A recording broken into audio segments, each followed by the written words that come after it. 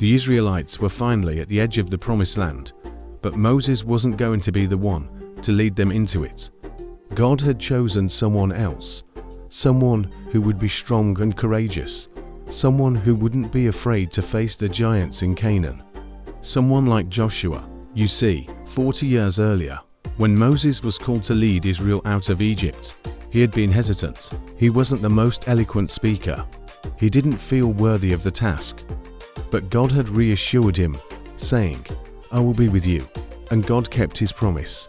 Moses led the people out of slavery in Egypt, through the wilderness, and all the way here to the banks of the Jordan River. But now God was telling him that it was time to pass the baton, so to speak, to someone else. In Deuteronomy chapter 34, we read that God said to Moses, "This is the man whom I will have as my spokesman. He will lead my people Israel, and he will be like a son to me. But you must warn him and put these words in his mouth. I have just spoken. If he disobeys, he must not do so, because I will hold him accountable. According to the number of your days, you'll be held accountable." So what do you think? Who was this mysterious young leader? Let me tell you. The man whom God chose to succeed Moses was Joshua, the son of Nun. He was the one who, along with Caleb, spied out the land of Canaan and brought back a giant bunch of grapes. He was the one who helped defeat the Amalekites when Israel was fighting against them. He was the one who led Israel's armies to victory over the Canaanites, the Perizzites, and many other nations. And most importantly, he was the one who stood with Moses on Mount Nebo when Moses received the law.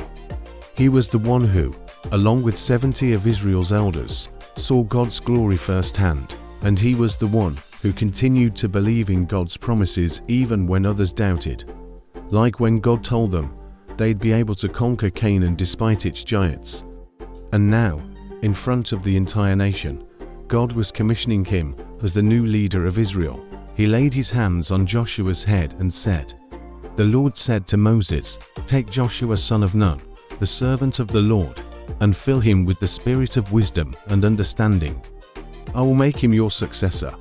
So Moses did as the Lord commanded and laid his hands on Joshua.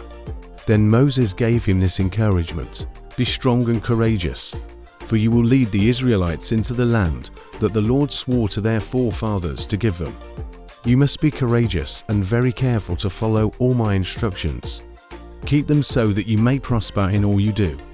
Be strong, because you shall bring the Israelites into the land that the Lord swore to them. Only rebel not against the Lord our God, neither fear ye the people of the land, for the Lord, thy God, he it is that fighteth for thee." Friends, from servant to successor, Joshua's story reminds us that leadership in God's kingdom is not about power or position.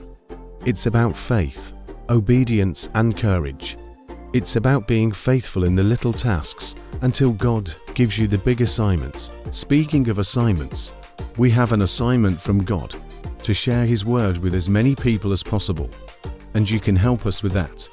If you find our videos interesting, please hit the like button, share this video with your friends, subscribe to our channel, and drop your comments below. We would love to hear from you.